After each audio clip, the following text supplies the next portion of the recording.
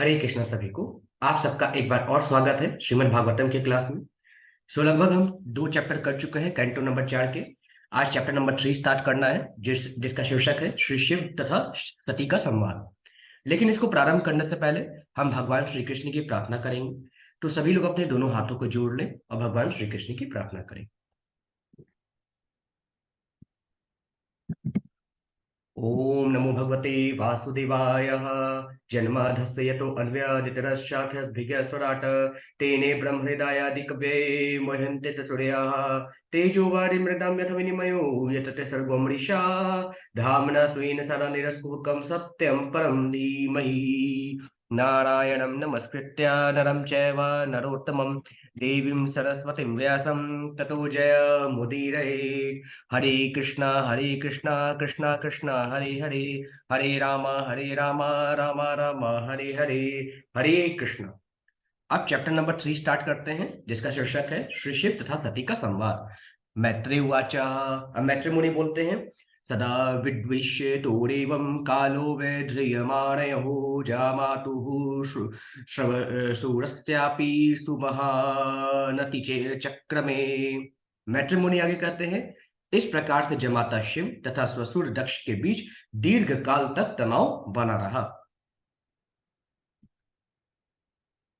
फिर आगे मैत्रेय मुनि कहते हैं, यदाभिषिक्तो दक्षस्तु ब्रह्माणा परमेष्ठिना प्रजापतीनां सर्वेषाम आधिपत्ये सम्यो अभवत्।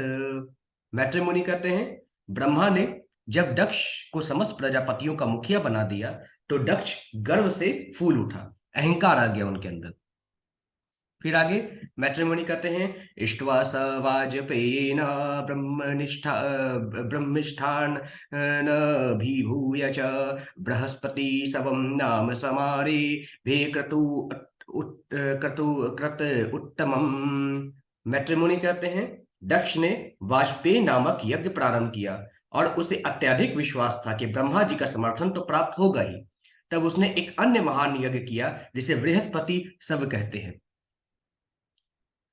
फिर आगे मैत्रेय मुनि कहते हैं, तस्मिन् ब्रह्मर्षयः सर्वे देवर्षि पितृदेवताः आसन कृत अस्वस्थय यना अस्त अत पत्नयश्च सर्वत्रिकः।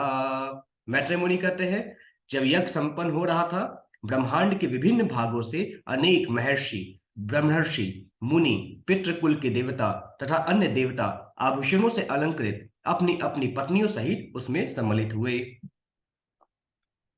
फिर आगे मैत्रेय मुनि कहते हैं, तदुपश्रुत्य नभसी खेचराणां प्रजल्पतां सती दाक्षायणी देवी पितृयज्ञ महोत्सवं वज्रदन्ती सर्वतो दिग्भय उपदेववर स्त्रियः विमानयानाः सपृष्ठा निष्कण्ठी सुवासथा दृष्ट्वा सबनीलयाभयासे लोला श्रीमृष्ट कुण्डलाः पतिं भूत पतिं देवमोर्स उक्याद भय भाषतः।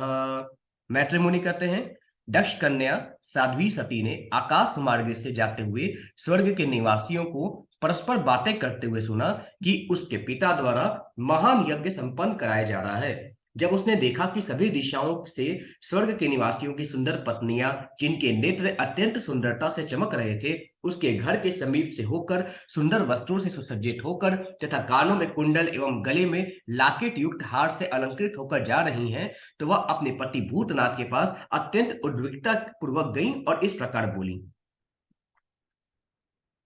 फिर आगे मैत्रेय मुनि कहते हैं कि अब माता सती क्या बोलती हैं। सती उवाच, प्रजापते अस्ते असुरस्य साम्प्रतं निर्यापितो यज्ञ महोत्सवः किल वयं च तत्राभिश्राम वामाते यद्यर्थी तामी विबुधा वज्रदन्ती। अब यहाँ पे माता सती भगवान शिव से बोलती हैं, हे प्राण प्रिय शिव, इस समय आपके ससुर महान यज्ञ कर रहे हैं और सभी देवता आमंत्रित होकर वहीं जा रहे हैं। यदि आप कहें तो हम भी चलें। फिर आगे सती बोलती हैं, तस्मिन् भगिन्यो मम भर्तृभ्री स्वकै ध्रुवं गमिष्यन्ति सक्षवः अहं च तस्मिन् भवता की भीकामये सहोपनीतं परिब्रह्म महीर्तुम्। माता सती भगवान शिव से बोलती हैं, मैं सोचती हूँ कि मेरी सभी बहनें अपने संबंधियों से भेंट करने की इच्छा से अपने अपने पतियों सहित इस महान यज्ञ में अवश्य आई होंगी। मैं भी अपने पिता द्वारा प्रदत्त आभूषणों से अपने को अलंकृत करके आपके साथ उस समय भाग लेने की इच्छुक हूँ। फिर आगे माता सती कहती हैं, तत्र सर्व श्रीमेनु ननु भर्तृ संमिता मातृ अश्व श्री क्लिन्न धियं च मातरम द्रक्षे चिरोटकंठमना महर्षिभिरा उन्नीयमाना च मृदा ध्वजम। मैत्री मुनि कहते हैं कि अब सती मैया भगवान शिव से कहती हैं, वहां पर मेरी बहनें, मौसियां तथा मौसे एवं अन्य प्रिय प्रियजन एकत्रित होंगे। अतः यदि मैं वहां तक जाऊं तो उन सबों से मेरी भेंट हो जाएगी और साथ ही मैं उड़ती हुई ध्वजाएं तथा ऋषियों द्वारा संपन्न होते यज्ञ को भी देख सकूंगी। हे प्रिय, इसी कारण से मैं जाने के लिए अत्यंत उत्सुक हूं। फिर आगे सती मैया कहती हैं, तब ये तद आश्चर्य मजात्मा मायया विनिमृतं भाति गुणत्रयात्मकं तथा पयहं योषि दत्त अत्व विच्यते दीदृक्षे भव मे भव क्षितिम।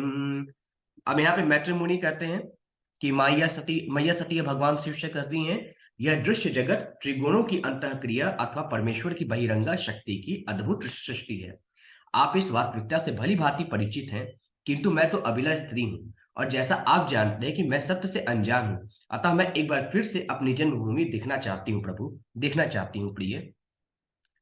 फिर आगे माता सती बोलती हैं, पश्य प्रयांतिर्भवान्य योषितो पैलंगिताः कांत सखा वरूथशा यासां वज्र व्रज दीभ शीतिकंठ मंडितः नभो विमानहे कलसहंस पांडुभी।